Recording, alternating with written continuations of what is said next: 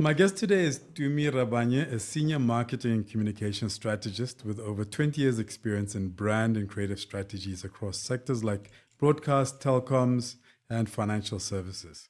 She's also a regular commentator, speaker, and writer on the role of strategy, brand building, and the future of industry. Welcome. Thank you for having me, Kojo. How'd you end up doing a degree in journalism and political studies? Oh, wow. I grew up in Mafikeng, Yeah. Mabatu. I grew up in Buputatswana. And I think the degree found me. I didn't find it. What I did know is what I wanted to do. I either wanted to study law, and I specifically wanted to study law at Wits and do the 4-year LLB when it came out. That's what I applied for, and I applied too late. But I also knew that I wanted to be, for simpler purposes in advertising, what I was interested in is who influences and how are the decisions made about how we speak, how society thinks about itself, who makes those decisions. And there was no straight route into that world that I knew of. When did that idea form? Like the law, that space. I mean, at what age did you kind of start to see the semblance of a path? In relation to both, Yeah. I can definitely say from 14. I knew for sure. There was no, I wasn't uncertain. What prompted that? Um, Not a lot of people have that level of clarity, particularly at a younger age. A big portion of the influence for both was my relationship with my father. He studied law and ultimately, or rather, consistently lived his creative passion. So he's known for music, but he did a B Juris. Yeah, I think that's what it Yeah. was. Yeah. And that's actually how we ended up in Mafikeng. That's how I grew up for Mafikeng. We were all born in Potchefstroom, but moved to Mafikeng in 84 after my dad graduated. And he was always in and out of some kind of legal advisory role. But when his heart called, It was music. it was music. I mean, it's a interesting combination because it's still a needed skill. Like when you think about musicians and when you think about that world and the challenges that musicians often have, in terms of contracts they sign and that sort of stuff. Yeah. Like having legal knowledge is like a superpower. Yeah. And I think it's a big part actually of like the paths we've chosen among us as siblings. The fact that we don't have to be, I'm the closest to the entertainment industry of my siblings, but to go to advertising specifically, I grew up with a lot of broadcast. I mean, and I'm going to keep referring back to Mabatu and then Mafikeng, the broadcast center was a walk away. The broadcast value chain was a walk away. It wasn't a mystery. what went into the pipeline is what interested me, because the novelty, go itse batho ba ba famous, Yeah. or like it wasn't I didn't realize it. I didn't Because, like. because like you're saying, it has. I mean, I went to end up visiting kind of Mabat in, let's say, what, late 90s. Yeah. But it was always known for holding a very interesting space in terms of media, so radio, television. Absolutely. Like if we think about the names, Absolutely. even today, who are prominent, and that's where they cut their teeth. So That's exactly it. So it must be interesting when you are kind of part of that, but like you're saying, you're not taken up by the famousness. Yeah. It's more you're getting to see something that works, and that's something that has a very visible and conscious space and voice for the people of the area and the people of the country to a certain extent. But the country definitely, you know,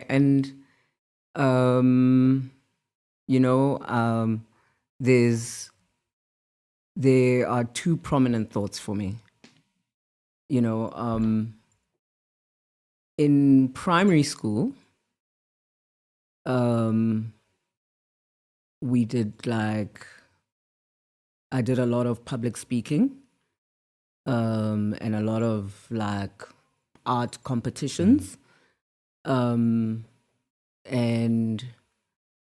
a prize from one of the Eisteddfords, I mean, other than the certificate, was actual practical work. And I will never stop crediting these two guys for being the plugs.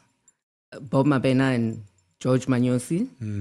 I must have been about 9 or 10 years old. And as part of the prize was coming into studio and doing jingles for their drive time show. So what it did for me is it took away lots of kids want to grow up and be famous and whatever, So the novelty was quickly resolved. Done. Chapter closed. You wake up, drive time, morning drive time, you're going to school, there's your voice on radio. Do you know what I mean? And then the other thing was also like, it sounds so silly when I say it now, but then when we came to Joburg, it was for record label events for my dad's work. So in my mind, I didn't see entertainment as you ready kataring. Yeah. It's work. It's funny because it's part of the conversation I'm having a lot currently. Yeah. Is around our children, and Yeah. with every guest that I have that has, especially now, older children, it's something that crops up. But the conversation I've been having, it's been both frustrating and fascinating watching our children who have a level of access. Yeah. And have been exposed in such a way that there is no novelty. So there, where you were talking about in terms of, I can go to the station, I'm meeting these people, my father does these things, therefore there's no novelty in that space. And now with our kids, they have even greater access. And when I'm not being frustrated by it, I'm fascinated in watching, because I don't know what that's like, right? Like at the end of the day, I may provide the access, but I don't know what it's like to grow up with that level of Access. that level of access. Yeah. Where sometimes it feels like they take it for granted because it's not a big deal. Do you know, I have a very different view. Okay. And it's that all of the access can do one of two things. It can make you lazy and take it for granted. And it can almost curb how far you think, or it can actually elevate the way you think, where the novelty never ends. And that's where my career in strategy comes from. It's like, who made these decisions? Who decided? And that's how I fell in love with advertising, because it's such a big component of what goes into the pipeline that is TV, radio. And I remember very clearly the ad that caught my ear. It was the Cadbury's chocolate eclairs, sung on radio by Brenda Fassie. And she was singing in Sesotho/Setswana. She's always been, among my favorites, if not the favorite. And I was like, who decided that Brenda must deliver this? And how did they come to the decision? Because I had grown up around these people that do this stuff.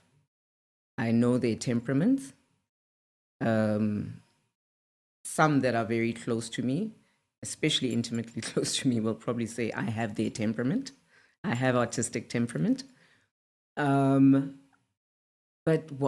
it really just interested me who made those decisions. And in observing my own child now, she's turning 12 in about 2 weeks. She's really reserved in her personality. In fact, the bigger the crowd, the more likely she is to be uncomfortable. And we've worked out between the two of us that she can state when her social bundle is done. We worked out very early that she could state that she's an introvert. So she's great around her friends, but she's not that keen on strangers. No, I get it. Because I'm like that. And So it's like, I 100% get it. And I see a new level of novelty for her. She's interested in things that I just didn't think about. She's so interesting to speak with, and yeah, she's an old soul. So it helps. It's like two old souls hanging out together. But yeah, my view is there's plenty that she can take for granted. And she's a child. There's stuff she takes for granted. But then there's other stuff where when she's done speaking with me, I'm like, what just happened? The needle shifted. Yeah. Yeah. So you're saying how you're looking at law and stuff, but you ended up kind of in journalism, political science.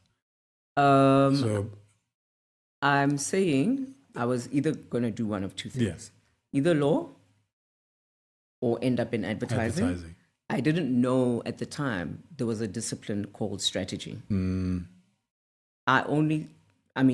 Which is what most of us see. We see the creative side. You see the output. Yeah.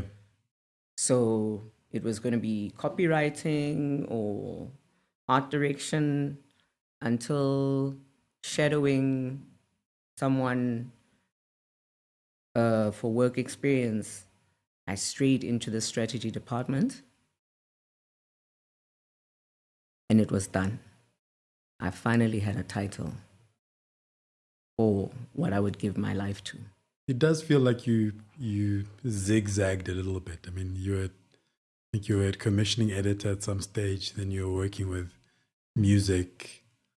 So when you did your what I'm trying to understand is like when you did your degree, like how did you see it as getting you to the place that you are, or to the place that you wanted to be, which was around, advertising and that sort of stuff? I really love that question, and I've got to credit my mother, and I've got to credit another father figure that I experienced when I got to Joburg, Ntate Max Maisela, who's passed away.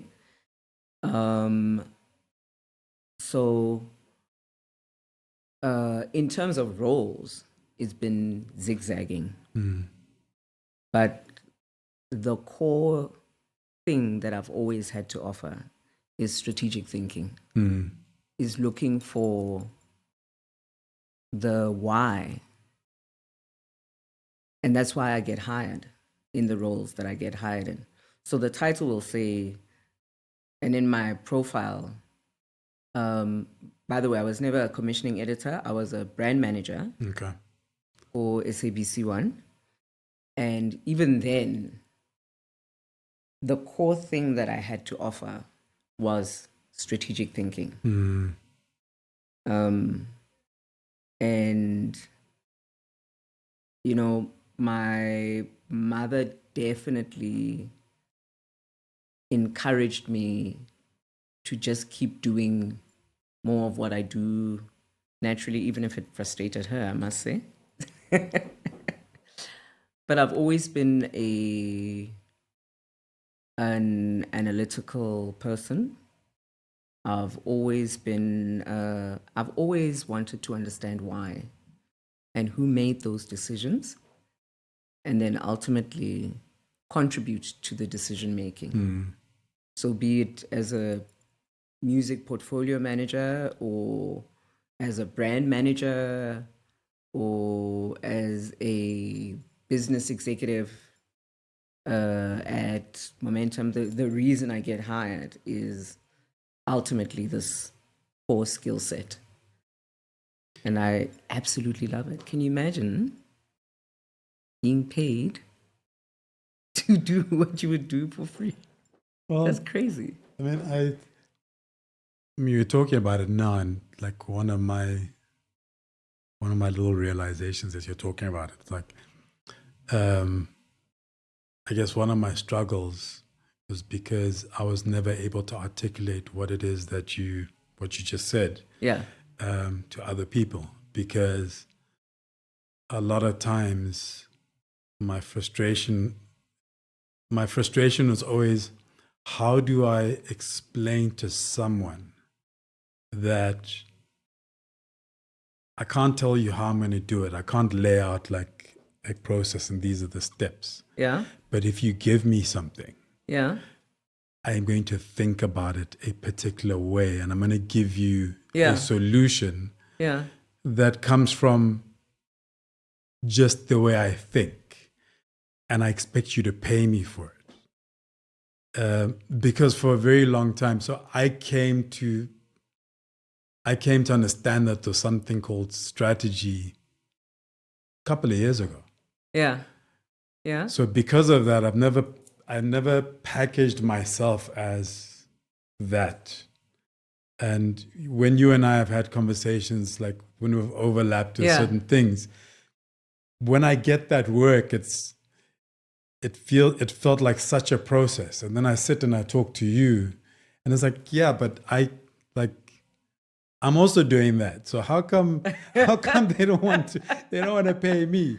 I happen to come from the perspective of story, like how'd you create narrative, how'd you create threads through stuff, how'd you unpack? yeah. So yeah, I mean, like I'm listening to you describe it, and I'm like, yeah, maybe I should have a lot earlier come to the realization that you can package this thing, and because it's thinking. Do you know? I mean, at 14, I remember sitting down with my parents and saying, I want to end up in advertising, if not law. And there weren't a lot of people around us that, like, Mafikeng, you know. So what copywriter or art director do you know? I do have the privilege of having have known one or two, and they helped me find my way. But there's a thing that I did religiously up until matric. I bought the Sunday Times, hard copy for the careers section.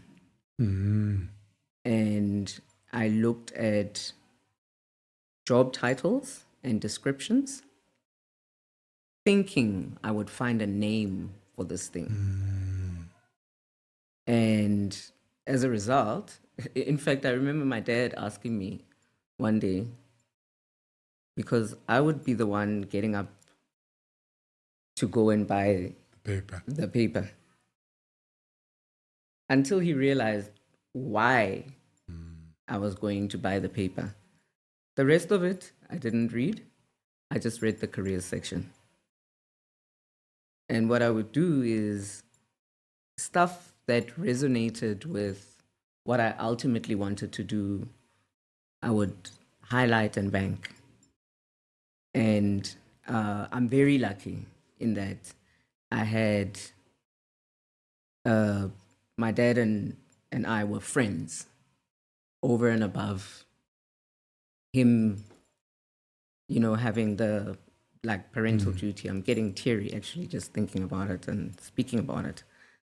But we could hang out and speak for days. He was deeply involved in our lives and most certainly my life. So we could talk about, I read this and I saw that, and what if these two things came together? And remember, as a legal student and practitioner, you have your case law books. So they're sitting there on the shelf, and he'll pull out a book and, he'll talk me through the Latin terms, which I enjoyed.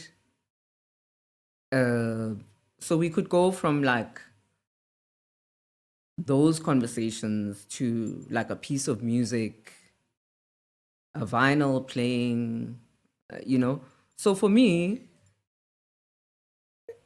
it was intertwined. Yeah. And then my mother, who was and still is the opposite of my father's personality in many ways, was a school principal for about 19 years. And then when my father fell ill, she started a new career at 55 as a legal advisor. As a financial advisor. Sorry, not legal advisor, financial advisor. Very pragmatic, but also deeply analytical and really incredible to speak with about the tough stuff of life. Like very real. Like you don't have to sugarcoat anything with my mom. But she'd always find a pragmatic solution that had numbers attached to it, which balanced this guy out. And yeah, so there was never a lack of who are you going to speak with at home. And there was never a lack of who are you going to speak with around the society that I lived in. But also being exposed to thinking beyond the space. Yeah. Because I think, there's a great value in that.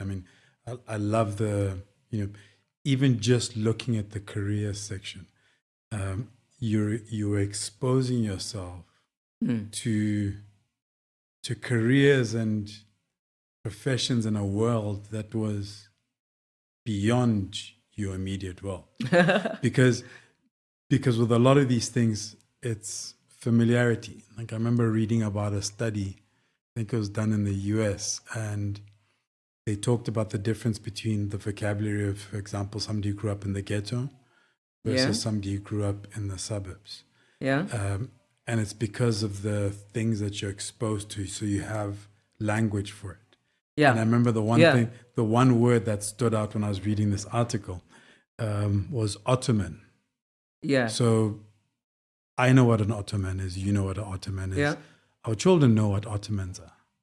But if you think about, even the space I grew up in, the home I grew up in, and it wasn't the ghetto. I grew up Lesotho, like middle class, upper class. I was going to say, Mabatu for me is very much like Maseru. But we really, in many ways. I don't remember us having like an Ottoman in the house. But the fact that you're exposed to it, the word is not unusual. Yeah. And therefore, the vocabulary you build, just because of the environment and what you're exposed to, ends up being much larger than somebody who is growing up in very challenging circumstances. And so, like, I had an idea of what, for example, a psychologist was. But because I wasn't exposed to, there weren't psychologists all over the place. So it was not something that I registered for a while.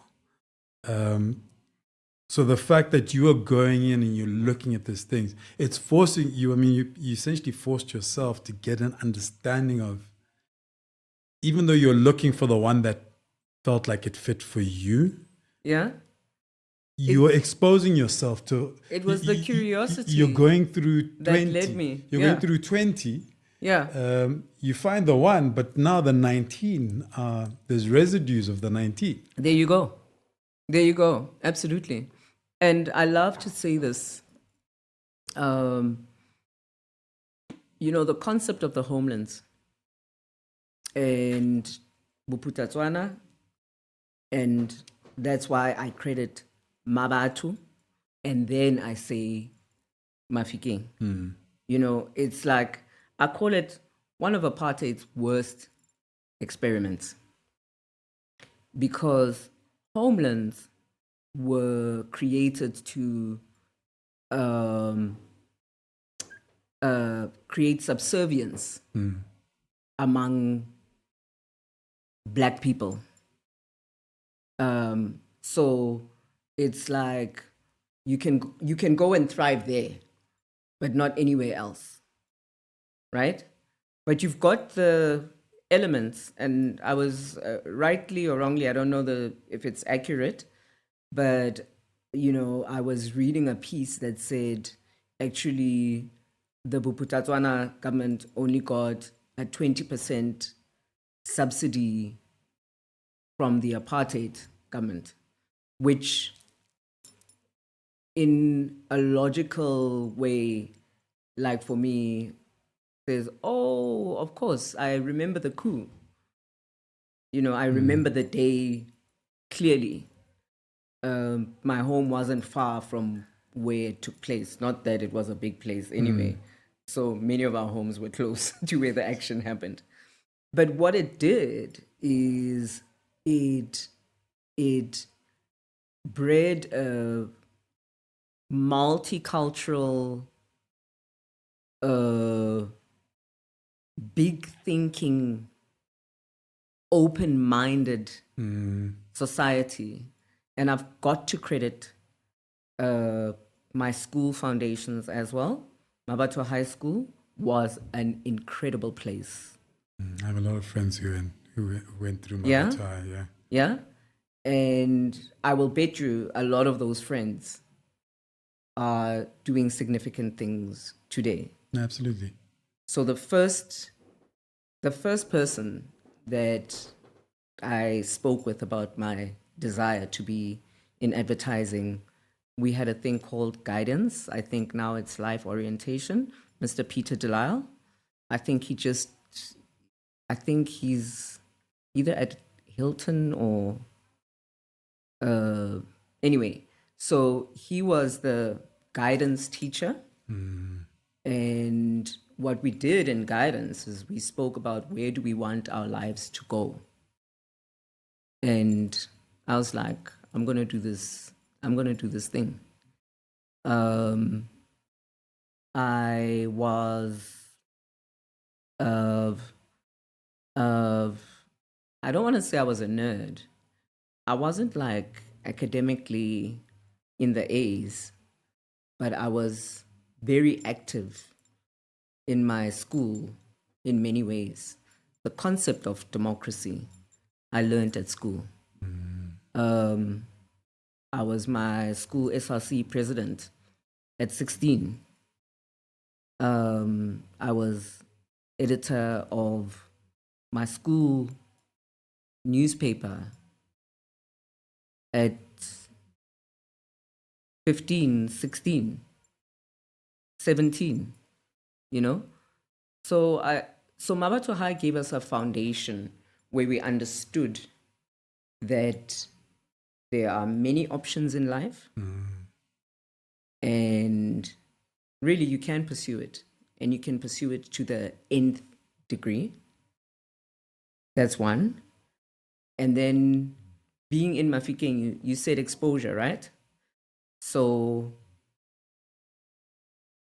mixed race couples, mixed race families, or not mixed race families, you know, the gender thing, like, you know, it was I only realized when I got to Joburg, by the way, that those things were issues. The hair thing. Yeah. You know, I remember having a chat with another friend, observing Zuleka Patel and the way she was fighting to wear her natural hair. I sat on the student governing, or the parent-teacher student governing body from about 16. And I remember arguing for us wearing our natural hair because it doesn't impact the way you are able to perform in mathematics or art. You know, or girls having the option to wear pants. So I grew dreadlocks in high school. And then after growing them, I went completely bald. But that's like 96. How? And then I fitla Joburg ke he banna. Go diragala mo. Batho ba tlakane tlogo. And to think for me in, let's see, 1985. Yeah. Yeah, 1985, I think it was. At my high school, then Machabeng High School, now Machabeng College. Yes. Yes, I heard a lot about Machabeng as well. I remember us arguing as boys to be allowed to wear a single stud. There you go. This is like 85. There you go. And I pierced my ears twice and I had to take them out and my hole's closed. Yeah. And this was, obviously, it was the 80s. So it was, you know, short sides, long top and back, perms and that sort of stuff. Yeah. And like George Michael with the one dangling earring. There you go. So as boys, we started like, you know, you'd wear a gold stud. Yeah. And eventually we were given permission. So we're talking late 80s. Yeah. I wore an earring. We're allowed to wear one. Yes. As a boy. Yes. Yeah. And then, yeah, many years later, watching that experience here in South Africa, where it's like, it's, you know, your hair and I won't call out the name, but there was recently at my child's school where there was a notice around, and I've always liked the school because they've been very open in terms of hair. So, for example, like my son had locks at some stage. Yeah. The boys have locks, so they'll have cornrows, and so a lot of the girls have braids. Yeah. And to start the school year, obviously, now the girls are getting their hair braided the weekend before There go you to go. school, right? Yeah. And then there was a letter talking about length and color of braids. And so I saw it, and my wife says to me, she's very angry because she's just got her braids done. And there's this letter That describes. that the school has now said, like, length and the color of the braids and that sort of stuff. And so I have a very close relationship with the school, especially at the top, because I was in the Parent Teachers Association for years, and I was even, my last 2 years, I was chairperson. And I stepped down more because of time. But I've had the security guards, the groundsmen, the teachers, all the way up that have been there for years. I know them. I have a direct relationship with them. And so when my wife was saying to me, this thing's happening, and the girls are talking about, no, they're gonna write a petition or they're gonna complain. I was like, no, cool. Absolutely. And I was like, I'm not gonna jump in, but she can go and protest it and go through that process with my blessing. When I have a conversation with them, I'll say, okay, absolutely. This is a problem. But I was like, okay, I liked the fact that the girls were now talking the day before school. And these are all 14-year-olds. There you go. Talking about raising it. And I'm like, no, that's fine. I could pick up a phone. I could go in and say, you guys are creating problems. Yeah. And the school body that, is, by the way, that don't exist. yeah, exist. The student body is very diverse. Like it's the one place where you go, okay, this reflects South Africa. Thank you. It's a South African private school, so it has the normal issues. Yeah. Private school convention. But in terms of the student body, like if you look at a class, yeah, it's properly mixed. Yeah. And 2 staff. days later, staff is always, when I say it has the usual private school problems. Okay. Because it's always that. Like, okay. One of the things that, because I didn't go to school here, I see. Even when a school is, let's say, diverse in inverted commas, yeah, you'll find it's in the students, the teachers always not so much, and men. And if you look look across the country, like, and look at schools. I'm learning. It's getting better. Even this school has gotten better. Like, I've been going to that school for 12 years. Well, going because my children have been going. Yeah. And I've seen the changes. Yeah. Changes for the better. Yeah. But still not as quick as I think it should be. But that's just it's a personal preference, right? Yeah. And it ties, and we'll go back. Let's go back to you. Yeah. You're starting to interrogate me, but that's what you get for having a strategist. But so this also speaks to some of my views about this country, but then it's reflected in, we're talking about, for example, a brand. We're talking about school. Yeah. We're talking about how change is happening and how fast or slow change is happening, and the challenges of being a person who sees it who sees where the gaps are, where the blind spots are, and is now contributing to deciding. But you don't decide alone. Not at all. So you're now sitting in a space where you've been doing this for a while. You know what it should look like or the approach that should be taken. And you're there to give the advice and help guide it. Yeah. What happens, which I'm sure happens a lot, but what happens when how you see it is not fully implemented, and then what ends up happening is what you saw would happen. Yes, was imminent. If you didn't follow the process. Yeah. So again, you know, I'm saying this a lot. I'm saying I've been lucky. I've had the privilege of, I've said that a few times now, right? But I've been on the client side and I've been on the agency side. And on both sides, I've consistently been hired on the strength of a particular competency, right? And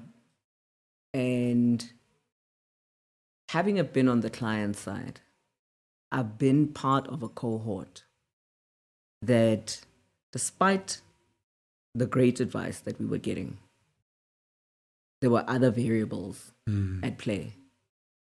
You know, a prime example where I will name a brand or an organization is the many, how can I say, the many ways in which the SABC has had to morph, right? And I have been a brand manager at the SABC during a time when there was no Mzansi magic. And I have been in a place where, as a brand manager,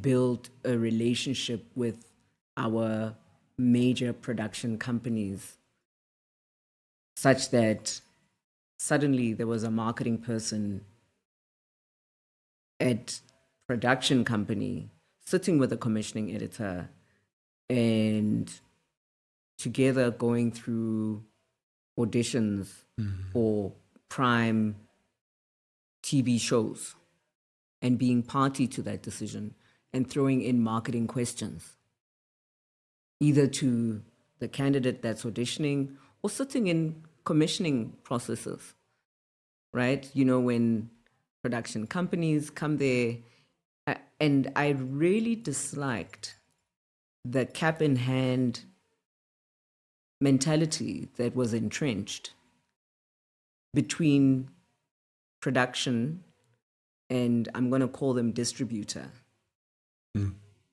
right? Because the numbers are locked, these are the rates, and this is what it is. So work within this budget. And it's okay to work within a budget.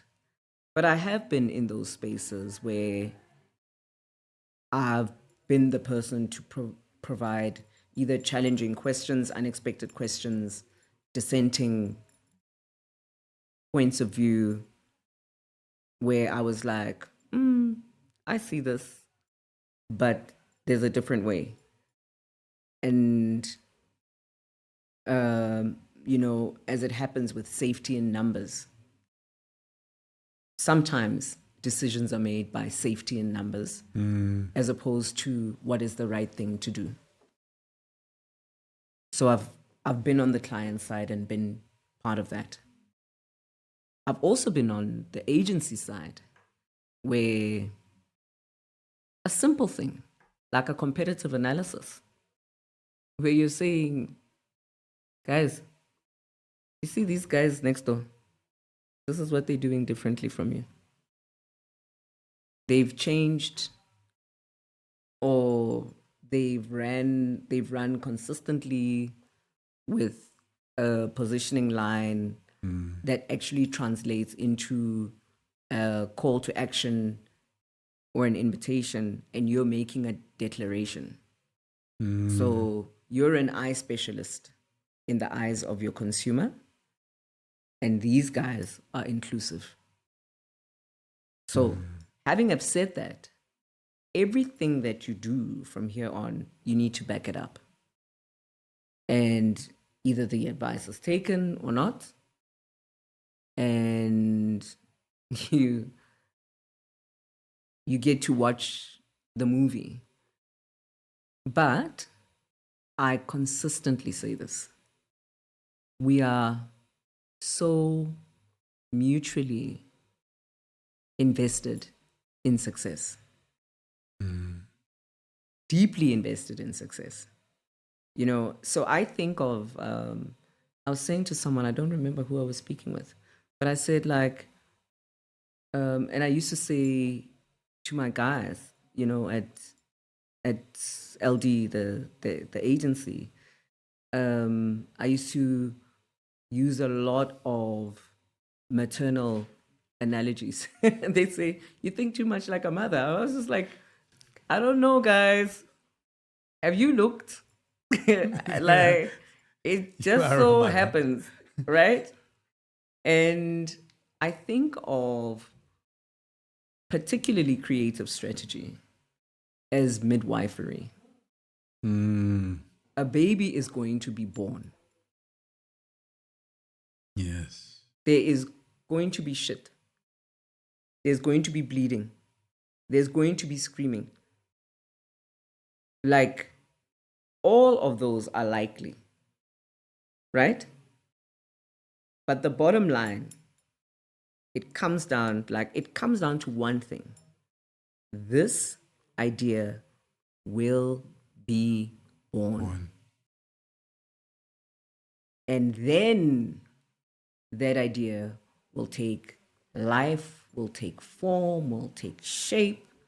And based on the environment that you create around it, usually, you know, in marketing terms, we think about it as tenure. You know, short term, we talk about reach and frequency and, oh, what media have you bought for it? And these days we're like, oh, you know, digital campaigns and, oh, what's the click-through rate? Da, da, da, da. But the bottom line is there are things that you have to feed it. You have to nourish it in order to sustain it so that it grows, so that it's in the zeitgeist. It's in the zeitgeist of consumers. It's in the way that we speak. And a couple of brands have a break. It's simple, right?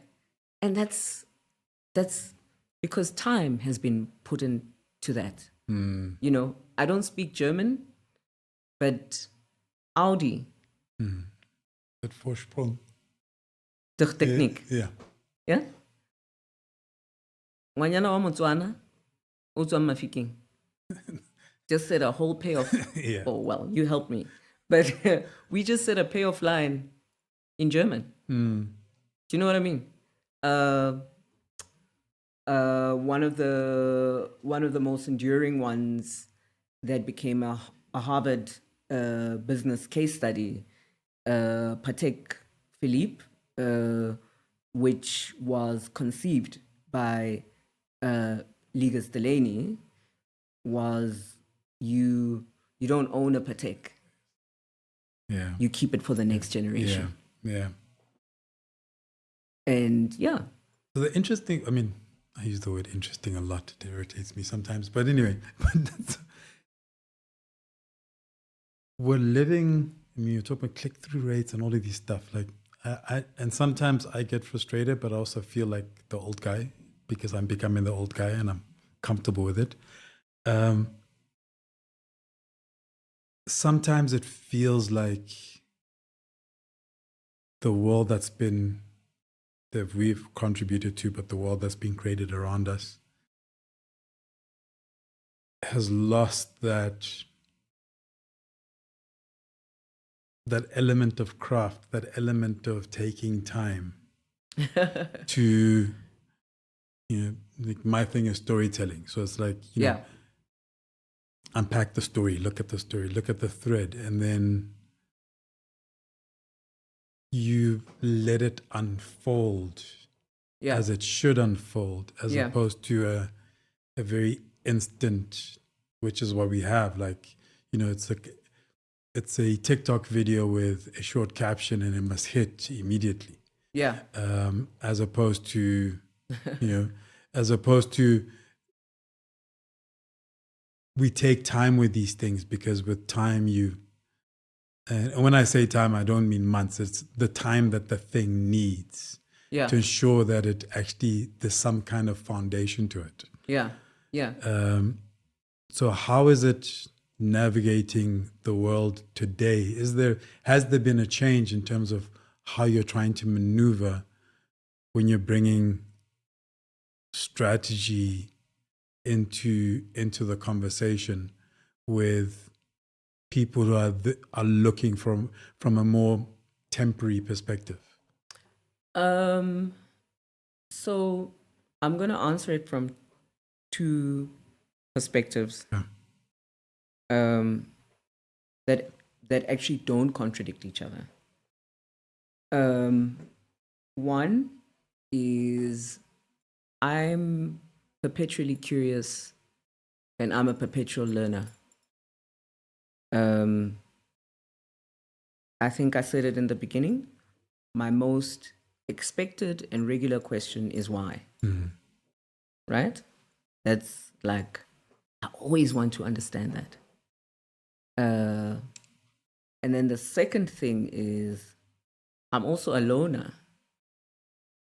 Inherently, I'm actually I'm really great in my own company. And in my mind, I think for work and I think for fun. And what I've found is, with AI, just as an example, it's AI variations of it have allowed me to have company with my thoughts. And it churns back answers to my questions faster than what I would have gotten if I had tried to call one of my friends or my siblings. So I'm one of those people that, Mama used to say this about me. Like, she found it difficult to take me to places because invariably I was going to be in a why conversation with an adult that's not ready for me. Ironically, my dad was the opposite. He loved taking me to places. We hung out with him and his buddies, and he'd always say, "Baby, what's your opinion?" And it's the state of emergency or the Cold War. Things are tight between South Africa and the UK. Margaret Thatcher and her politics are Thatchering, but he'll invite me into the conversation. So I'm always keen on a point of view. But now with the tools, you should see me or hear me with those prompts.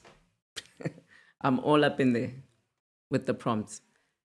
I can ask questions in all their variations. Okay. I can change a verb, I can change a noun, and just that change gives me a different outcome. So by the time I get to the piece that I want to put out as a piece of strategy,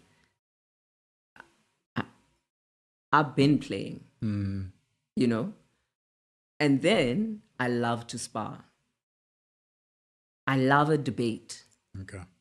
So by the time I get into it, I've already done plenty on my own. And that's how I use the tools. And I think I wrote a thought piece about that you know, AI is an ally, not an enemy to strategy. Sure. Yeah. And yeah, it's actually expedited my ability to deliver. And I thoroughly enjoy it. And it channels my insomnia. So that was the one part, because I was talking about just kind of navigating this changing world, and you're like the two parts to it. So Yeah. there's the tools, and it's actually interesting because this AI conversation I have a lot. Yeah. And I actually just started writing something Yeah. for my newsletter that I've lost my way with, but talking about kind of how, because I think the important conversation is what you just did, to go, this is how I am using it. Yes. Because we're being driven, or we're being maneuvered by this conversation of, oh, it's going to take jobs, it's going to do this, it's going to do that, it's going to do that. And for the average and not so average person, it's like there's so many conflicting things out there that it's hard to figure out how you feel about it, because it seems so big. And what I started writing was around, I think what's needed is for each of us, and particularly from an African context, to talk about how we are using it, how it fits into Yes. our Yes. specific lives, right? Yeah. So not like the big conversation, like there are others out there who are having it. Yeah. There are risks, and it's important to understand those from a humanity perspective.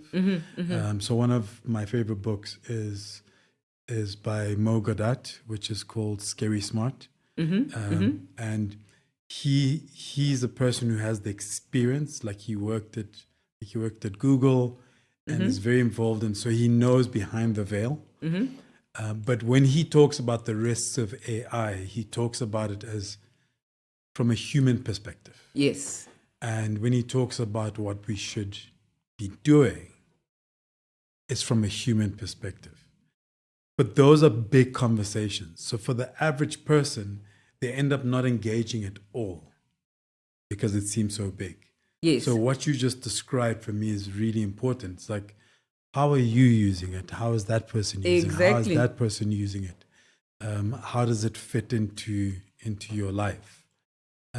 But what's interesting, and in a way, it goes back to, I think, part of my initial question. Because you're using the tools, but you're using the tools in a thinking way, right? So it's still not. It's not the instant fix Absolutely. that the world. That if sometimes it feels like the world has become like everything is instant, everything is temporary. You're taking the tool and you're going, even with these tools, you still need to You take have to the do the time, work. put in the work. You have to do the work. You have to do the work. And I'll give you another practical example. Microsoft Word. Now, the updated version has the dictate function. So here's this thought. It's in my head. I can't sleep. I need to let it out. Put on dictate and just let it out. With all of those, I use a lot of filler words. It gets those too.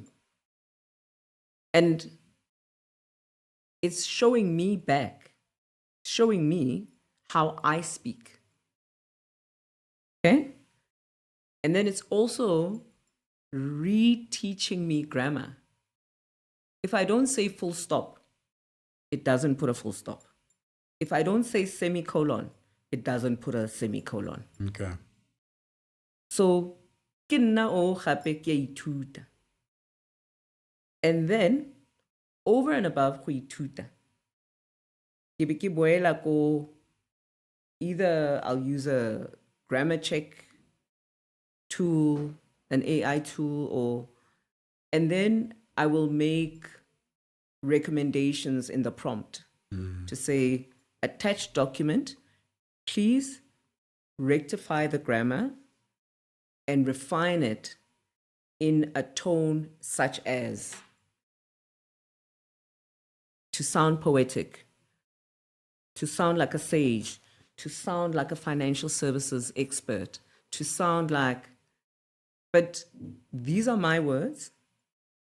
And some of it, a lot of it would be research that I would have had to do in the first place, right? But it's holding me accountable. Like it's showing me, Tumi ubua yana. Ubula sentence ka di filler words. Yeah. So next time ke a eat, Tumi,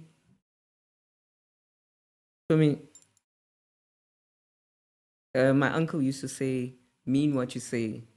Well, don't have a podcast because then you get to hear how you speak a lot. Exactly, right? So when you say that, actually, Kojo, a lot of people like to say they don't like the sound of their own voices when they hear them on speaker, radio, whatever, right? Let's talk about reading our own words.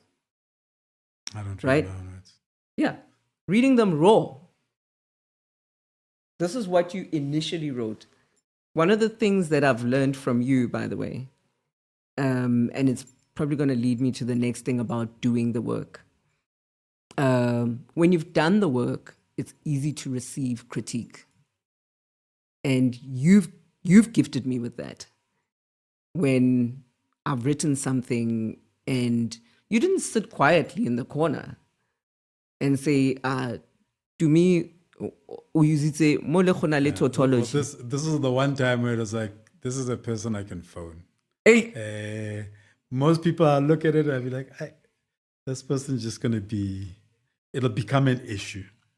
But to me, in phone and like, here's some thoughts. So, nagana mpho eo. Because the next time, ke kwalang something or ke akanyang ka sengwe, ke a gopola gore Kojo o rile. So tool e ya nthusa, these tools di a nthusa le batho ba ba nthusa. Akanya ke tswetse ditsebe ke sa utlwe. Yeah. You know, the other thing that I've observed you do, by the way, we've spoken about pens and handwriting. My handwriting is a disaster. My handwriting, or rather, I think, I was meant to either write scripts. You know how they talk about doctors' prescriptions? I was meant to write prescriptions. Or I was meant to sketch, paint, all of the above. And yes, I've done it. I've done it in school. So I can do it. Ooh, mudimo. When I'm pepin. Well, that's practice. We don't do it enough. I've actually been to, I did a masterclass series. Yeah. For one of the agencies. Yeah. It was the thing that I always said I want to do. And then somebody actually phoned me and said, listen, I want you to come in and do this. And it was around writing. And the importance and the power of physically writing. And so when I was researching the thing and putting the thing together, I mean, I've had the theories all along, but now I must put it into a coherent narrative. Yeah. And because also I journal. And yes. I'm a big proponent of journaling. Yeah. And I journal, I write. And I collect pens. Yes, absolutely. Because we were working for the same client, and I found a kindred spirit to also collect fountain pens. Absolutely, yes. But it's the after a while, we stopped doing it, Yes. right? When I started journaling again regularly, the pen felt strange. It felt weird moving it Yeah. because I wasn't doing it. I've got to tell you. Whereas now, so like now, I just sit and so my note, like my to-do list is written. I'm looking at my, that. My intro, I went and found it. I created it on the computer. And then I wrote it down in my notebook because I'm not going to sit here with a laptop. I'm going to sit with a notebook because that's my tool. So I travel, I always have. This is your tool. I always have a notebook. Yeah. Even with things like to-do lists. So I went through a productivity phase. I read all the different books, habit forming. I had all the apps. And I found that for my to-do list, it does not work for me digitally. Hey. So so it does not work for me digitally. It goes here. When you're talking about dictation, I write. And so the way I process, I need to put it down, even if I'm typing. Yes. I only started using things like Siri recently. Yeah. Because of my car, if I pick up my phone, then I lose points because I'm on thing. And so when I want to change the song, I want to phone someone, I use Siri. This is the first time I've used it that regularly. I never used it before. Yeah. I don't do voice notes. I type. That's how I process. Drive me crazy, by the way. But that's how I process information. But because that's my core. My core is I put it down, whether I'm hitting letters or I'm using a pen. Yeah. So that's how I process. So for me, I voice it. But it's got to be documented. So there I am sitting, my ritual, after school run. I try very much to do an hour of silence. Okay. Say nothing, just, and then the next hour before I go into work mode is spiritual time. Whatever spiritual message or messenger is gonna come to me. I dedicate that hour to that. And then when I get into work mode, typically it's been 9 o'clock, 9:15. We'll do like team stand up, whatever, catch up with the team. That's the environment that I've been in.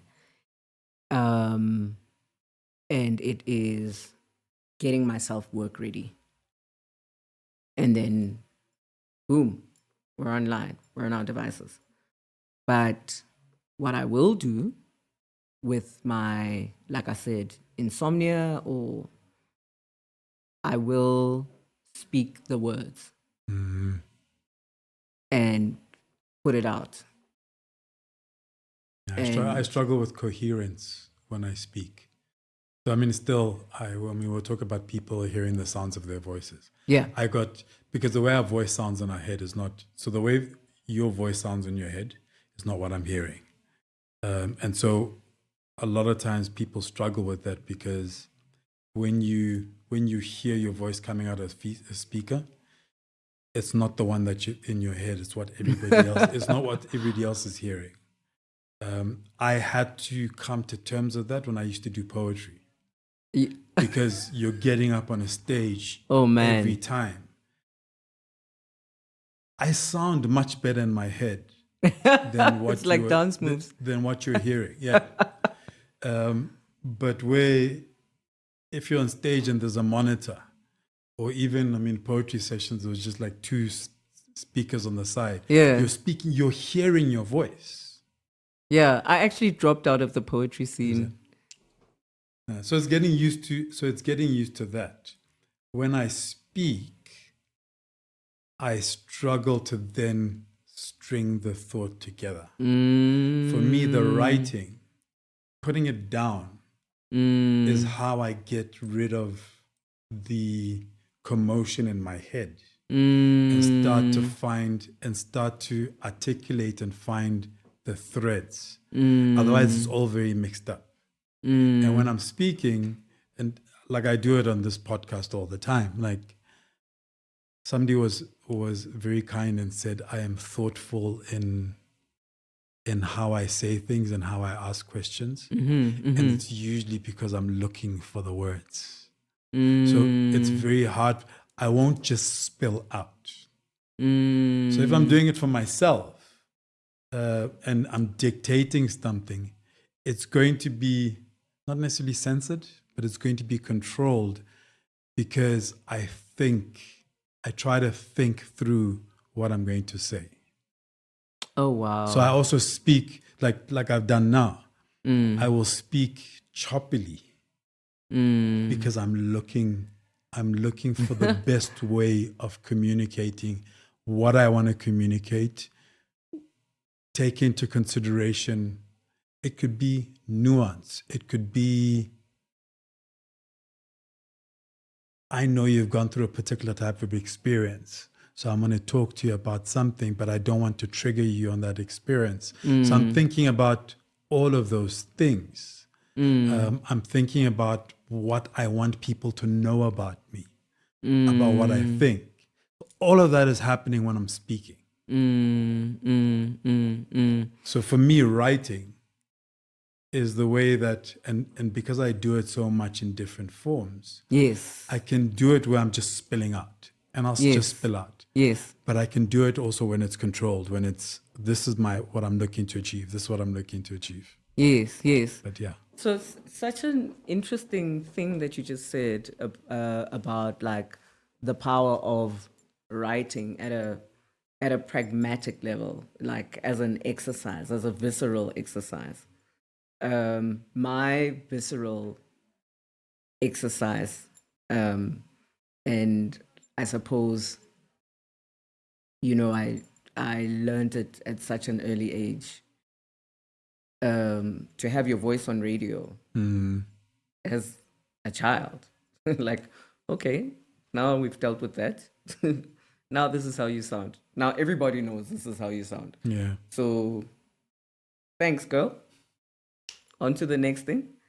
But generally, having have been in, my father encouraged me a lot to speak publicly, and I only learned this, by the way. One of the most empowering experiences that I'm going through right now is exec depth coaching. Okay. Right? And it's hyphenated. I actually looked it up last night. I hope I've said it right. But I'm working with a coach, Alicia Peterson, and she's equipping me with vocab I didn't even know described my journey, right? But I was encouraged to speak from a very early age, to take a mic. And I remember being in my teens, for example, and my uncle had passed away, my dad's eldest brother. And I wrote a poem. And my dad ensured that it was on the program. I was going to recite this poem about my uncle. And I was always involved in debating and discussions, be it in a quiet, closed environment, as in the PTSGB meetings. It's only now, by the way, as I'm saying it, it's like, oh my gosh, I've been in boardrooms forever. And or be it in those types of meetings, or be it on a stage. And the environment also encouraged that. it invited that. So I've emceed, I think throughout high school, I emceed our variety shows. But the latent thing, I think, that allowed me to do that, or that gave me the thought that it was an option, and if I falter, I'm gonna fall, get up, and pick myself up again, was, my dad said something really profound and deep, and it lives with me today. He said, I trust you to represent me well. Go ahead, baby, and speak. And literally, it's not coming from a place of arrogance. It's coming from a place of, he said I could, so I will, at the very least, attempt. And if I'm wrong, let me own up to it. Yeah. Do you know what I mean? And then the other thing, the other superpower, I think, we underestimate the power of our mother tongue. So, how ka utlwa, it's just like Basotho ha ba kopane, by the way. It's the same thing. Basotho, you can take them anywhere mo lefatsheng. Ha ba, like,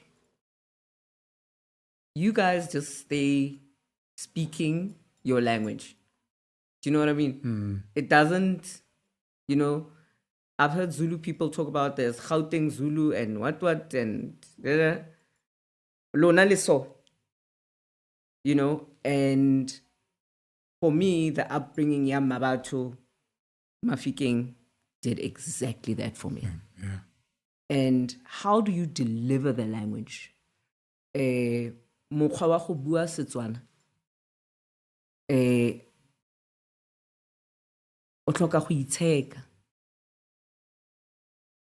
Setswana se bua yana. How bogolo segolo ha o le mosadi, ha o le motho wa mme, ha re dire dilo tseo. Yeah. To the point where when someone raises their voice, ka Setswana, le nna ke a makala. Like, what just happened? And I'm not a particularly reserved person. Like, I can raise my voice here, but it's very unlikely that I'm going to do it Hakibua Setswana. And so I've found when I'm in like positions, public speaking positions, mostly personal ones, where I'm required to speak,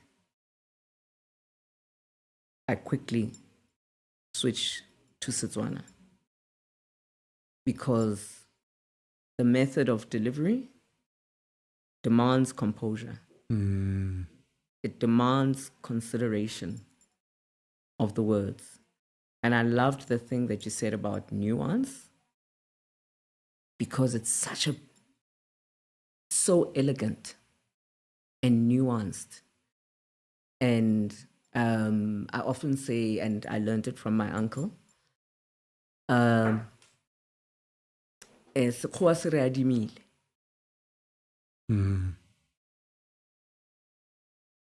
So my uncle drummed into my head, o itse go ipolela ka Setswana pele, gore ha di tswa, ha mafoko a tswa ka Sekgowa, o bo itse gore a tswa kae mafoko ao. So I go right back to that foundation, where, like, when it's hot, Setswana comes into the picture. I've had a couple of, I had a boss that said to me the one time, when I was at an ad agency, he said to me, he said he's never met a person whose English data bundle doesn't run out when the situation is tough. And it's true, my English data bundle doesn't run out. But the truth is, it's nuanced. Ke Setswana. Thank you very much. Ke a leboga. Ne ke sa akanya hore- See, it wasn't that painful. Thank you for listening to this conversation. Please leave a review and subscribe. Check out the show notes for links to the guest, the podcast, and myself. I hope you enjoyed listening to the conversation as much as I enjoyed having it.